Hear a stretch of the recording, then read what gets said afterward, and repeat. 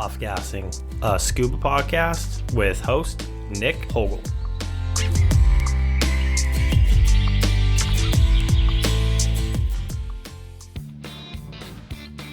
In this roundtable discussion, I bring together journalists Ashley Stewart, Michael Menduno, David Strike, and Eric Douglas to have a conversation and hear their thoughts about scuba journalism. How are you keeping up to date on the latest scuba news? What piques your interest and keeps you engaged to the end? What would you like to see more of? What would you like to see less of? Leave a comment and let me know, and most of all, I hope you enjoy this roundtable episode.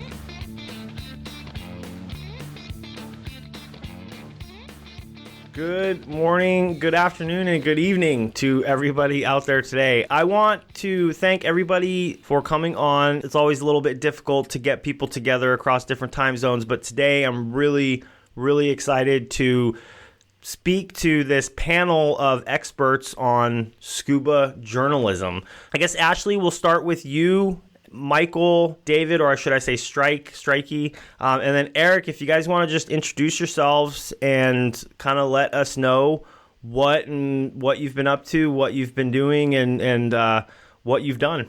Hey, yeah, thanks for having me. My name is Ashley Stewart, and I'm an editor at In Depth, which is Global Underwater Explorers blog. I'm really new to scuba journalism. I'm a journalist in my day job. I've been doing that for about 10 years, but only started doing some scuba journalism for the last maybe year or so. So really happy to be here. Thanks. Hi, my name is Michael Menduno. I actually started my writing career, journalism career, about 40 years ago, writing about diving. That's where I started. Veered off into the tech world, tech and business reporting for a decade, and then came back to the diving world. I currently the editor-in-chief of In Depth, which Ashley just mentioned, and also a senior editor for Dan Europe's Alert Diver magazine. So, and I freelance as well some. My name's David Strike. My journalism career almost mirrors Michael's in terms of number of years writing about diving, probably sort of close to 40 years for a number of diving magazines, international diving magazines and domestic here in Australia. Published and edited for a while a professional diver journal, generally freelance now, and still am fascinated by the world of diving. And I guess that leaves me. I'm Eric Douglas. I'm not quite as old as you guys, but I've been at it about 25 years myself. I first started out, my first diving journalism job was the associate editor of the Undersea Journal for PADI back in '98, and then worked for Dan for about a dozen years and wrote for the Alert Diver magazine, the U.S. version, which a lot of people don't realize is separate from Dan Europe's. And for the last 15 years, I've been writing the Lessons for Life column in Scuba Diving magazine. And I'm going to put in a little quick plug, and I also write books about scuba diving as well, like fiction books or thriller novels about scuba diving as well. Can I add one thing? I was negligent in not mentioning that I was the founder and editor of Aquacore Journal, which some of your readers will remember from back in the day. So let me just add that into my resume. And what Michael's not mentioning is he's the human who coined the term technical diving. He was the first person in our industry to use that term in Aquacore. Guilty as charged. Maybe we should start it out there and say, Michael, how did that come about? Just writing one day and you just decided to throw it out there? Boy, there's a whole story there. I can shorten it, but it's not. It's very short. Tech diving started emerging from the closet, as it were, in the late 80s and 1990s. And it was very upsetting to the recreational industry because everyone knew you should never do decompression diving and never go below 40 meters because there's nothing to see down there. So when this came out, the recreational industry was very upset. They were afraid that the government would step in and start regulating diving, recreational diving. And so we needed to have a term to separate it from recreational diving. We cast around for terms like high-tech diving or advanced diving. But I had some friends who were rock climbers. They were technical climbers. They rock climbed certain routes that had they rated them, etc. And that word just had a good ring to it. I had a publication at the time, Aquacore, and a newsletter. So I started the newsletter, called it Technical Diving, and then we started using that in Aquacore. So that's how it came. That's how it came about, and the way it got cemented was that very next quarter, Drew Richardson, who was now the CEO of PADI, of course, and was then a VP, because everyone was asking about what's technical. Are we going to do technical diving? He put out a story called Technical Diving. Does PADI have its head in the sand, with a picture of an ostrich with doubles? And that forever cemented the term. So Drew is partly responsible as well. So Ashley, quick question. What drew you to scuba journalism? So you said that your background is other journalism. What brought you over into the scuba side of it? Yeah, so my day job to this day, I do investigative reporting about technology companies, but I'm also a technical diver. So when I was doing my first tech classes, Michael, through one of my instructors, I think, sent me a message, and I was really curious to talk to him because, of course, scuba and journalism are two big passions for me. And so we started talking in that way, and then I started helping out with In Depth, which I do to this day. Just one thing I was going to add is what I really like to see with Michael is incorporating some of the elements of like investigative journalism to the diving industry. I think has helped us in small ways introduce like a healthy dose of skepticism about some things in diving, which I would like to see more of. Here, here. You mean we shouldn't believe everything blindly? One of the big problems, it seems to me, with the print medium and scuba diving magazines is that, like all businesses, they're very dependent on a healthy income. Over the years, their traditional original form of income, which came from manufacturers largely, has dwindled dramatically, and they now rely more and more and more on tourism, on travel advertising.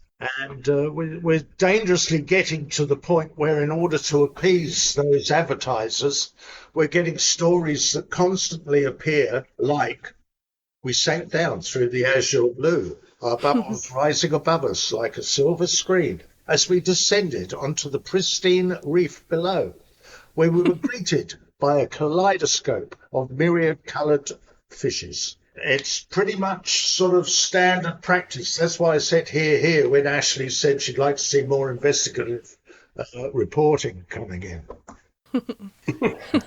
David, did you write that? Yes, sadly, many times. Oh, God. So how can we bring something like that more out? Is it a very difficult thing to do? Let me add that, Ashley, we have a story in our current issue of In Depth on the growing shortage of hyperbaric chambers willing to treat divers. This is an investigative report that she has launched. Serious problem. For example, in Florida, the whole Florida coast is basically all the reefs and artificial reefs are served by two main chambers. That's it. So anyway, that's an example of the kinds of things that are needed. Yeah. Yeah, Mike, I mean, I'm glad to see that story. I haven't read it yet, but I'm looking forward to it. But when I was at Dan, that was an issue. I mean, a decade or more ago, they were going out of business then, and yeah, between insurance and liability and everything else, and keeping chambers operational for the occasional diver that gets bent is a pretty tough sled. Yeah. And Dan Orr has done some good work in this too, which we link to and follow up. We're trying to keep the push on to try to find some solutions. Yeah, I think, of course, journalism can be a really powerful vehicle for that. So it's cool to see the ways in which Michael has moved science forward through his journalism, and I hope we can just see a lot more of that, a lot more of like solutions journalism in diving. And that's where, sorry to cut across there, that's where I think the direction that the media seems to be going in, which is more online, like In Depth magazine, it's become far more meaningful than, and it offers immediacy, of course, but it's far more meaningful now, certainly to my way of thinking, than the traditional sort of print medium, which has largely gone into decline. Even though I would love to maybe once in a while print a beautiful coffee table sort of magazine, man, I would never go back to print. Online is just superior everything. There's no comparison, and more powerful. You can correct things as well within a short space of time. Absolutely. It's wonderful. Yeah. When someone says, I'm going to sue you for what you've just written, you can immediately obliterate it. Yeah, it's really true. Let's hope that doesn't happen all that often, but... Can I ask a question? I'd like to hear from all of you. You've been in diving journalism for such a long time. Like, how has it evolved, and what do you see the biggest sort of problems with it today? Certainly here in Australia, probably throughout the region, is a limited number of people prepared to try and make a living out of purely dive journalism. Publications, once again, are increasingly offered stories from left, right and centre from people that can hardly string two words together, providing there's lots of sort of colourful images to accompany it. That seems to be the case. That's why I like the idea of the investigative reporting that In-Depth is doing. I'll weigh in just to say, for what it's worth, I have a day job too now, and for what it's worth, Ashley, I'm also a full-time journalist in my day job as well. I work for a public broadcasting, a state licensee of public broadcasting, primarily radio side, but I have a dozen reporters working for me and that sort of thing. So, and my degree's in journalism. I started out in journalism 30, we'll go 35, we'll call it that. A long time ago. The first time I got paid for writing something was 87. The thing that I think we're missing, and I love the idea of the investigative. I'm tired of reading stories about, with all due respect, guys, about the tech world. I'm more interested in a great explorer using technical techniques to do something. I want character-driven stories. I'm a photographer too. The last thing I want to read is another article about camera settings. I don't care at this point, you know. I'm old school. I'm F8 and B there, man. You know, Tri-X film. F8, and just, you have to be there. So I'm looking for character-driven stories. I want to hear about people doing really cool stuff diving, and if it happens to be using technical techniques, fantastic. But I mean, how many stories can we write about the latest rebreather unit or at some point it just becomes gear. And I'm not trying to minimize what technical divers do or the work and the training and the effort that goes into it. But yeah, after a while, I read it. Michael, what's your rebuttal? Well, no, I mean, one of the issues we have, it affects a lot of aspects of diving, is that we're a nano industry globally. I think Darcy's figures at Darcy Kieran at Scubanomics that, you know, it's $4 billion between equipment and training, and then travel is kind of its own thing. It's bigger than that, but so tiny. So there are no budgets. Magazines struggle, and you know we depend on voluntary writing. You know, God, wouldn't it be? It would be incredible to have a team of writers, professional writers, to sick them loose on our industry, but. How would, you know, and it's, having worked in diving, we do it, write about this stuff mostly for love, a little money, and a lot of love, right? So that's part of the issue, is just being able to have people to put on these stories, you know. Well, that's the biggest issue, I think, is just the lack of money now that's available, that's paid to people. You know, I hark back to, 30 years when Asian Diver magazine kicked off. And, you know, they used to pay excellent money. Now, like every other magazine that I know, that's can you do an article for us? We don't have any budget.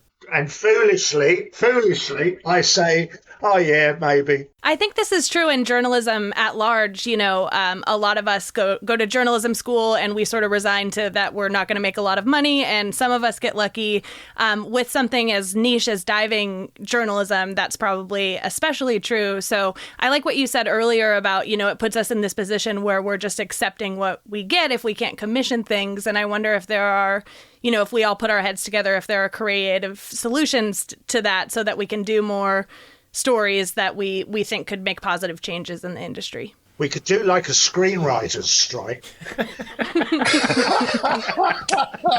Right. Ashley just went through one of these in her company. I mean, for the writers at Inside. It was a sensitive subject. Sorry. No, I'm just kidding. But yeah, I know. Well, it doesn't mean that we have to accept. I mean, if you look across the spectrum of magazines, there are magazines that take anything you send them and run it as is. However, you know, you can still be selective. We skate by in part because In Depth is a community magazine and it's a voice, so people want to, you know, share. It's part of the service, you know, part of our service. But still, we need budgets to pay, and particularly our professionals, you know, that who need the money to keep working. So, do you think that the decline in not the decline, but the scuba industry, you're saying that the money isn't there, is that something that's been on track for a while, or has it gone up and then come down? Or because I'm not sure, I don't know the history as well as I should, but is that something that you see going up or continually going down? Continually going down. I started out working in newspapers back in the 60s, and then the print medium was absolute king, and that carried on for many, many years. The print medium was just the place to be. Over the past 20, 30 years, that's gone into rapid decline. And you just have to look at people like Murdoch, who's busy offloading, or has been busy offloading the print titles. It's disappearing. People are still looking for ways of making money from the internet. The problem is that it's so broad in its scope that trying to capture an audience willing to pay big bucks to read the thing is, I think it's going to be remarkably sort of difficult. I think journalism per se is certainly in decline. What sort of models do you see in diving journalism? I'm not familiar with everything out there yet. Is it typically mostly ads? Are there many magazines and other outlets that try subscriptions? What does it look like? The magazine that I write for was owned by two different magazine publishing conglomerates, and then just a couple of years ago was bought by Patty. It used to be a subscription. Now Scuba Diving Magazine is owned by Patty and is a benefit of the Patty Diving Club, whatever. And I think that's, to a degree, that's the industry. Things are collapsing. Groups are joining together because we're not certifying as many people. There's only so much travel could do. And of course, the pandemic blew that out of the water too. Nobody was traveling for a while. So, I think there's still a few subscription, but they're small. It's, sorry to cut across again, Eric. It used to be the case that certainly with a lot of newspapers in the UK, for example, 40% of their income would come from cover price, for want of a better term, subscriptions.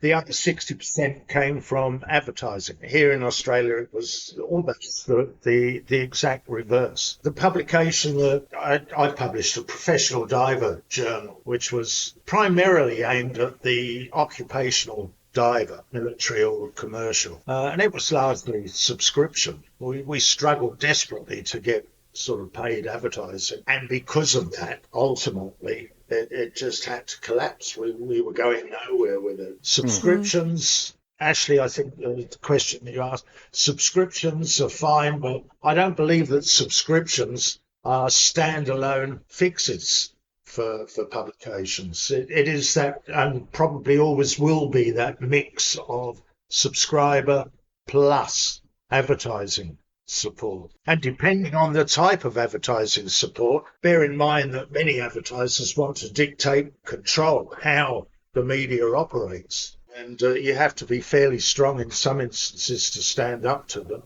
and be prepared to lose money. I think we have seen in non-diving journalism that a subscription model can be successful, if you're prioritizing stories that no one else has, that have information that people want to pay for. So I think that we're starting to see that become more successful. And as you say, many outlets are trying a hybrid, but I wonder if the same is true in diving journalism, if a subscription model could work, if you have, stories that aren't pleasing advertisers per se, but that are, that include information that people need and want to pay for. Interesting question.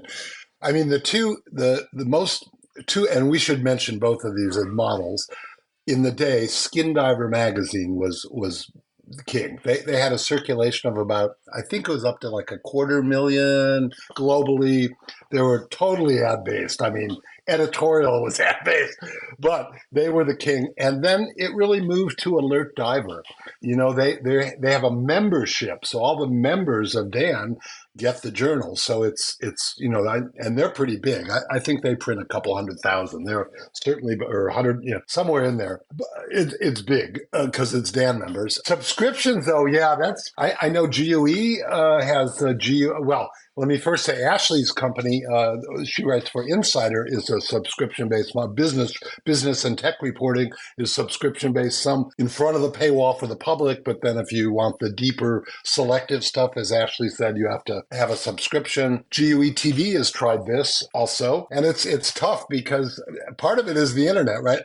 Everything is so many things are free that it's hard to get people to pay even little amounts. But advertising, the internet has also eroded in some ways advertising because companies are just using their own social media and marketing that way. So that has cut down, advertising for magazines. So it's it's between a rock and a hard place in some ways, That's really interesting, Michael. The publications that have basically just go to all of their members, do they typically have budgets to pay reporters for their stories? Alert Diver is the best paying magazine globally in the diving industry. I mean, it's not up to tech or commercial standards, but it's way high in diving, yeah, because they do, and they're advertising based and membership based, right?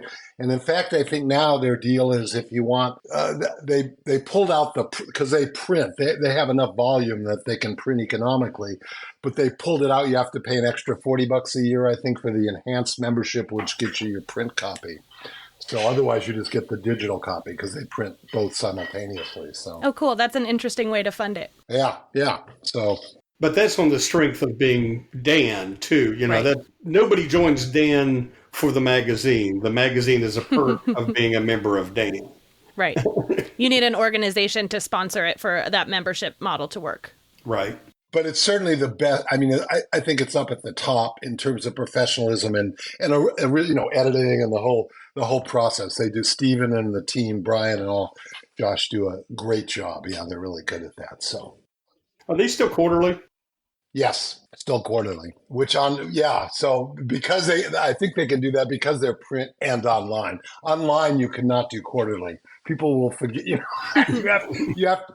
And in fact, one of the things we're learning, and it's the beauty, it's not just having the website, but we've now added social media. We have, we're on all the pretty much big platforms, and the newsletter. So because you have to engage, you have to stay engaged with your audience. That's the key. And so having these different things that tie together online really, really is powerful, I think.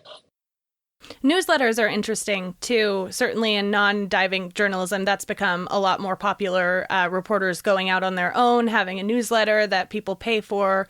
Maybe that's something that dive journalists could look into as well. Is this do people monetize like Substack? Aren't there? Yeah, exactly. And those are monetized. You sign up for who's ever. Yeah, like a monthly subscription. I'm not super familiar with it, but that's my understanding. I actually just started a Substack, but it's not monetized. I'm just waiting for it to. You need more than 50 subscribers before you start asking for money for it.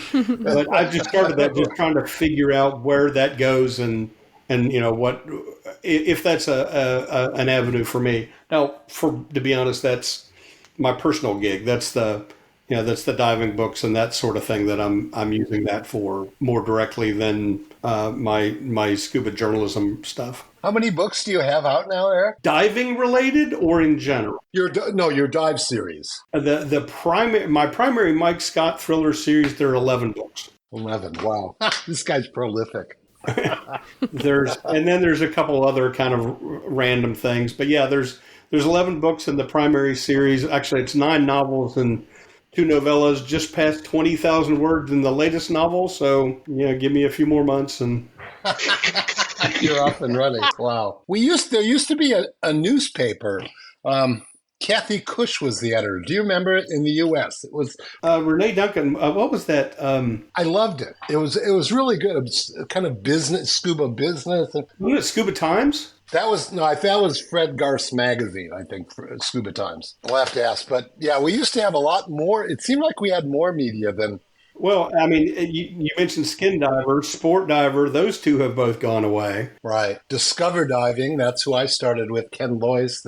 Pretty much everybody's gone. Richard Stewart, Ocean Realm. It's all new, except for Alert Diver's been around, and the Australian Barry Andrew Watha's publication. Oh, Divelog. Divelog is still around. They've been around. There was Sport Diving here. That's gone. Divelog now has changed hands. Another, the pods are another aspect of media, the trying to develop that market. I was surprised. We did a story not too long ago, and I was surprised to realize there's like 40 plus podcasts in the diving industry, not just sport diving, but also some commercial and military. So we're going to start trying to blend some of those in our newsletter, kind of feature an episode from one of these pods.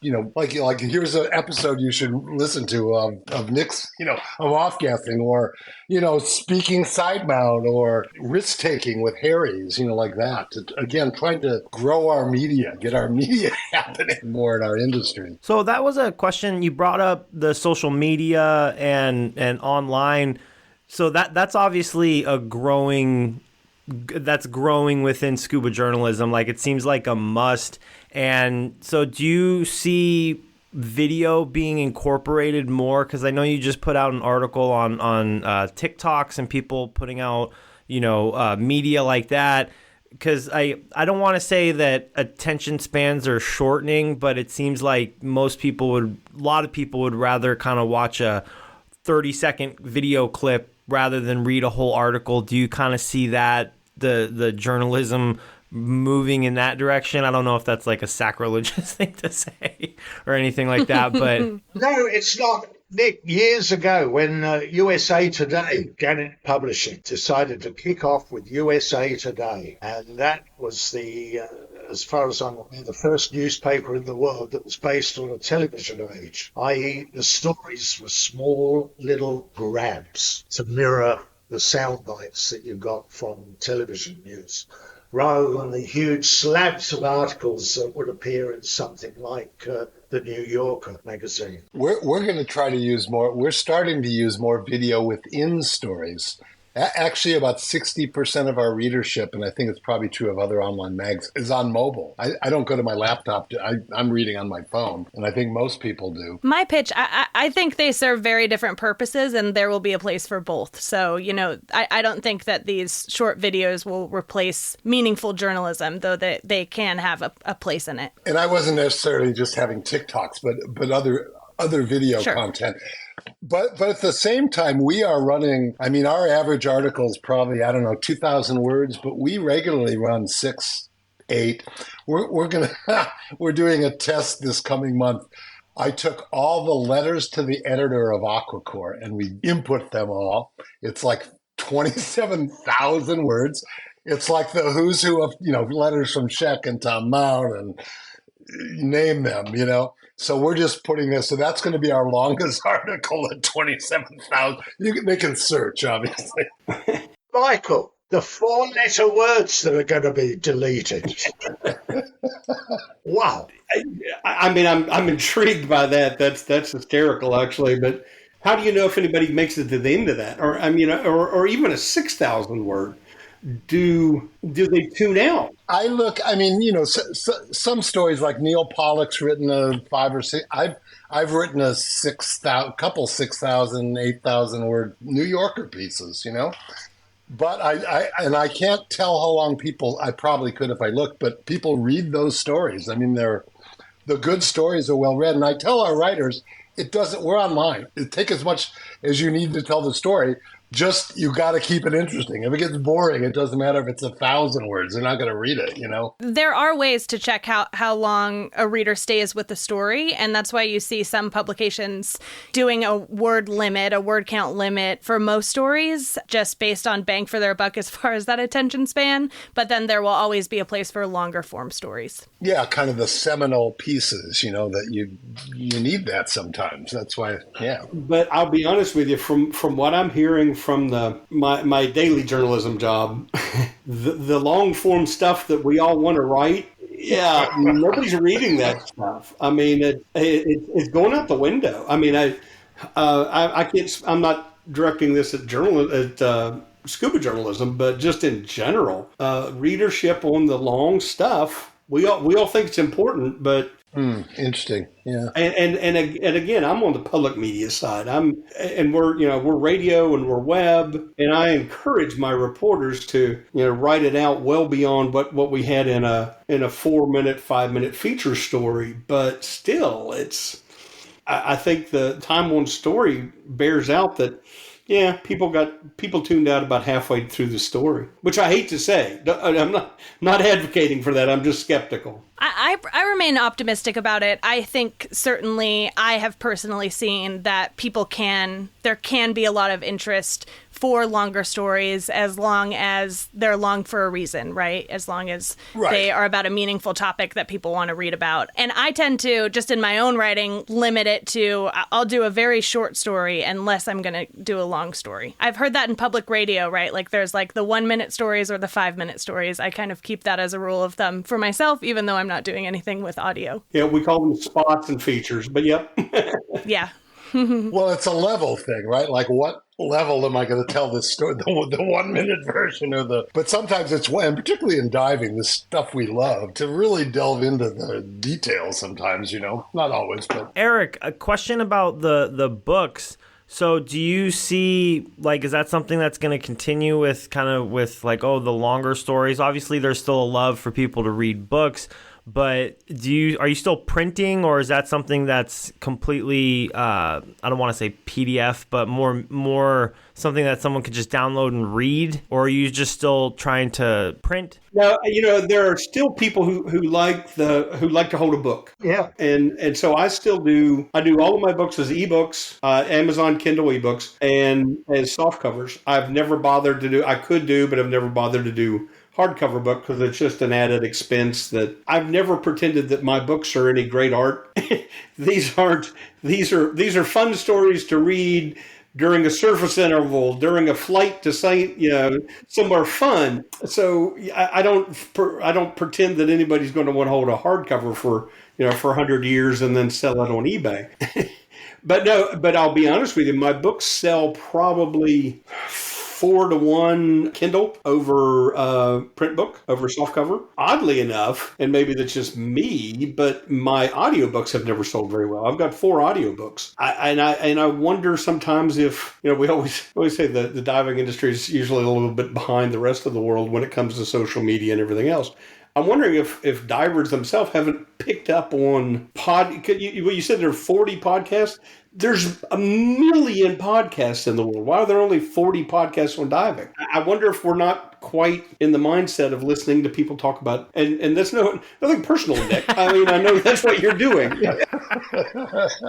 Right. I'll be honest, I never listen to a podcast. I know they're a big thing out there. I know a lot of people, my girlfriend listens to them nightly, daily, and amongst millions of other people. So I was like, oh, this might be kind of a fun thing. And oddly enough, when I was starting to research scuba podcasts, there aren't a whole lot of podcasts out there, and the only one that really kind of drew my attention was Speaking Side Mount. I was kind of heading that direction. I was like, okay, I'm picking up the side mount configuration. This would be a lot of fun. I think it's a great podcast. I still listen to it, but I feel like with the podcast, it'll come out and people will put stuff out for a little bit, but then usually you'll see like after maybe a year or I don't know, however long, they kind of drop off, and so I don't know why that is. I mean, I guess it's just because there's not a lot of money in it, so people, it's not fun anymore. It's work. Yeah, it becomes a job, and they're like, okay, I got to do other stuff. And so right now, I mean, I'm still very new. I'm 4 months into this podcast, like very, very new. And I still kind of have that drive, but I'm like thinking like, okay, well, where's it going to be in a year? How can I stretch this longevity out? What else can I do to make it to where I want to do this in a year and I don't just fall off like all the other podcasts out there? I mean, I don't know, because I'm going off of completely, I don't have metrics to look at. You try to do research on the internet, but it's like I feel like there's a lot of information out there, but there's not. I'm really enjoying the podcast. I don't really know where it's going to go, but I do feel that there is a market there. I guess I'm still just trying to figure it all out because, like I said, I'm still very, very new at this. And to be honest, that was another reason this was a great idea for me to have you all in a room, is to kind of get ideas and pick your brain about, you know, the direction of where you see things going. Well, hey, I just want to say thank you for everybody coming on to the podcast today. You know, this has been an amazing thing for me to get you guys in a room and hear your thoughts. Thanks for having us. Yeah, thanks, Nick. Thank you. Yep. Thanks for having us, Nick. And lovely to meet you, Eric and Ashley, and good to see you, Michael. Yes, indeed.